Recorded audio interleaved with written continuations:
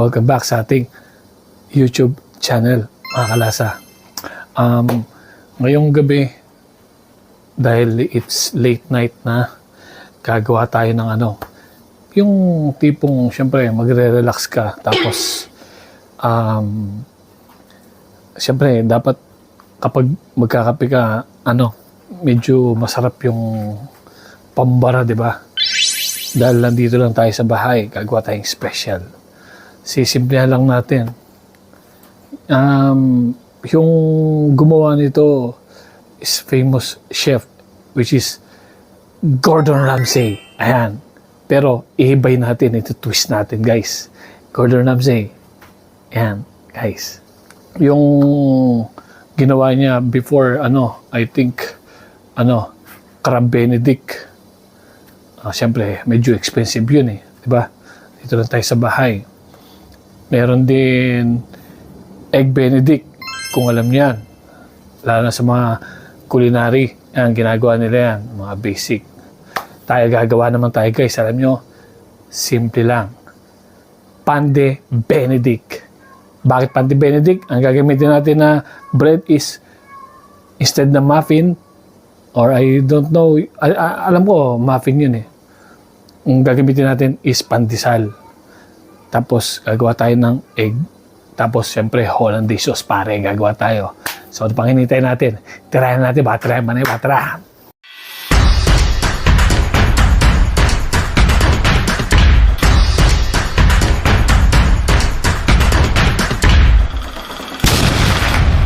Meron tayo dito, guys, 4 na pandesal. Simple lang, di ba? Pero gagawin natin, quality yan. Ito-toast natin yan. Biyakin muna natin sa gitna. Para siyang magiging, burger, parang burger style. Pero, yung dito lang natin ipapatong, yung poached egg natin. So, nahiwa na natin. Mamaya natin ito to-toast. Tapos, yung egg natin, dahil hindi pwede si buntis ng poached egg kasi poached egg medyo malapsa sa loob. Ang pwede lang sa kanya boiled egg para well cook. Si-separate natin yung 3 poached egg natin. Nga pala ito, yung clarified butter, naka-separate na yan. Isa-set aside natin yan. Dito muna. Ito, guys, yung water na gagamitin natin pang poached egg. Mabilisan lang to. Itong technique pala, siguro yung mga iba alam na, pero yung mga iba dyan na hindi pa alam, ito, share natin. Pag magpo-poach kayo, basagin nyo muna sa isang bowl para makikita nyo kung basag ba siya or may maiwan na shell. Dito, pagbagsak natin, kung may shell man maiwan, masiseparate natin. Pero bago lahat, lagyan muna natin ito ng vinegar. Yan. Vinegar. Tapos salt. Lagyan natin ng salt. Yan. Tapos ayan lang muna natin. Ma-dissolve kasi ipapaikot natin yan. Pag ilalagay natin, guys, iikot muna natin siyang gano'n eh. Pero patunawin muna natin yung salt. Tapos ito yung egg, basagin na natin. Medyo maalog siya. Titignan natin kasi kailangan din tayo ng egg yolk para sa Hollandaise, pare. Ayun, ayun, buo siya. Buo siya, wala siya natapon. Babagsak lang natin yan. Halo nyo, guys, parang gagawa ka kunyari ng twister, di ba? Okay. Tapos bagsak nyo dahan-dahan. Yun, Basagan pa natin na isa.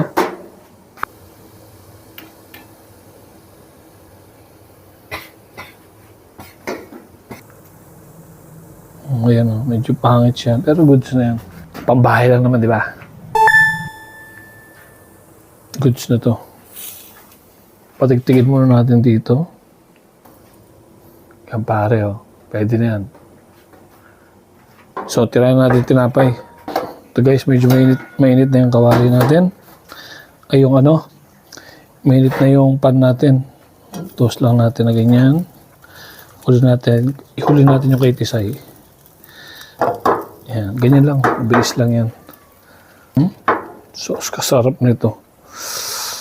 Simple lang. Pero, nasa bahay ka na, di ba? Tapos, yung kakainin mo, goods. Okay, pwede na to. Pwede na to. Pakulan na natin to guys. Tapos ready na natin yung ating sauce. Pero gagawa na tayo ng i-separate na natin itong ano, egg yolk.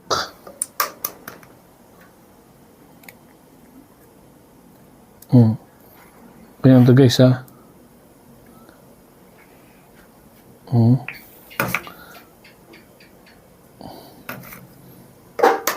Hindi pwedeng white kasi dun eh. Okay. Pero to, hindi natin tatapon. Magagamit pa natin sa iba. Oh.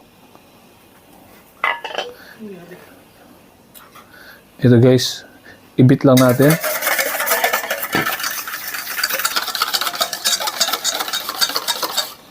Timpla natin, lagyan natin guys ng mustard.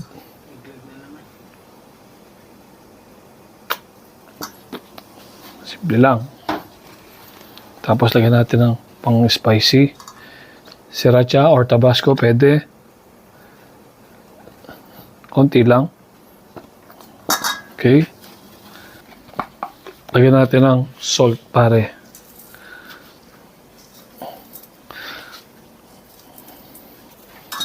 Mix lang natin. Ano guys. Ngayon, dahan-dahan natin. Ibubuhos yung clarified butter natin. Mainit na yung ano natin, no? Yung water. Medyo mahirap to. Tuloy-tuloy yung apoy. Ang kailangan lang natin, steamer.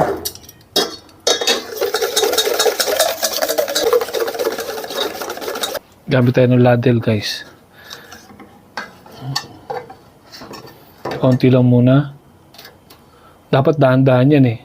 Since di natin kaya. Kakayanin natin, di ba? Kaya low fire lang yan. Nakukuha natin yan, guys. Magtiwala ka lang sa akin. Medyo madugo lang. Balik na natin dito to.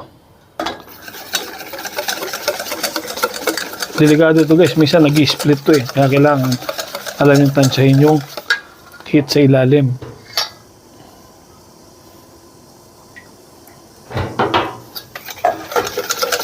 Malapit na to.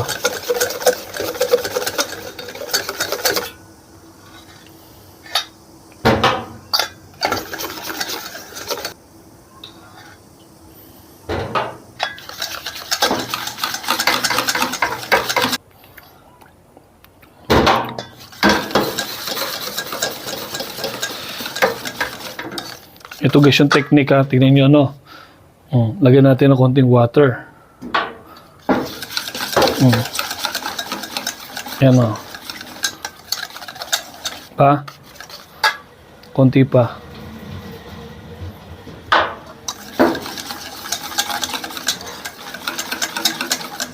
Yun.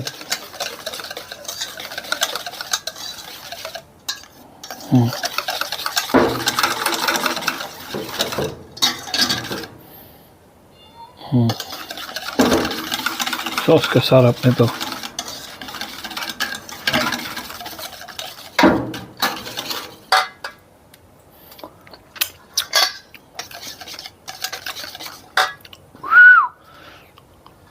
Lagyan ba natin ng konting butter.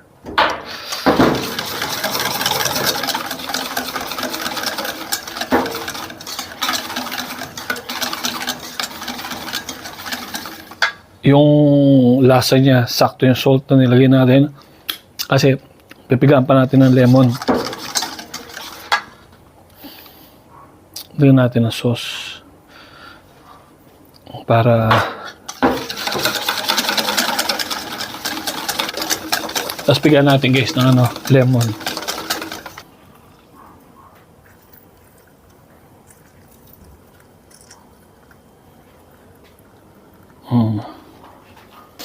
Guys, kita nyo?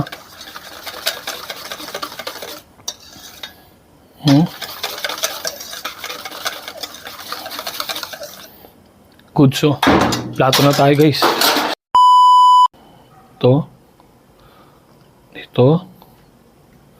Ito guys kay Mrs.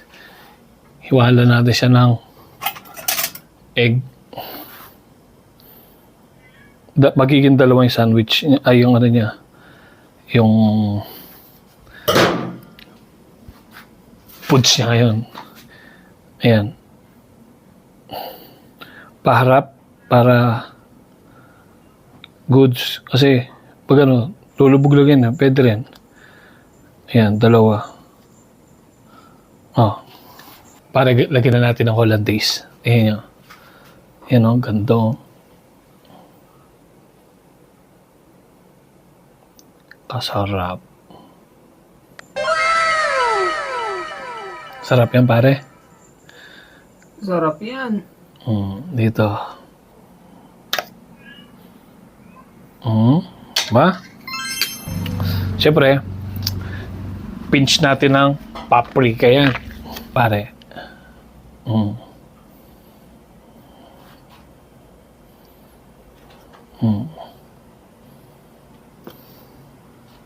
So guys, tapos na ang ating pan de Benedict. Basic pare, at least sa bahay ka lang, di ba? Habang nagkakape. Ayan. Kaya gumawa tayo nito para habang nagka-coffee kami, masarap yung aming parang bonding, family bonding. Ayan. Tingnan nyo guys. Ganda, di ba? Pan de Benedict.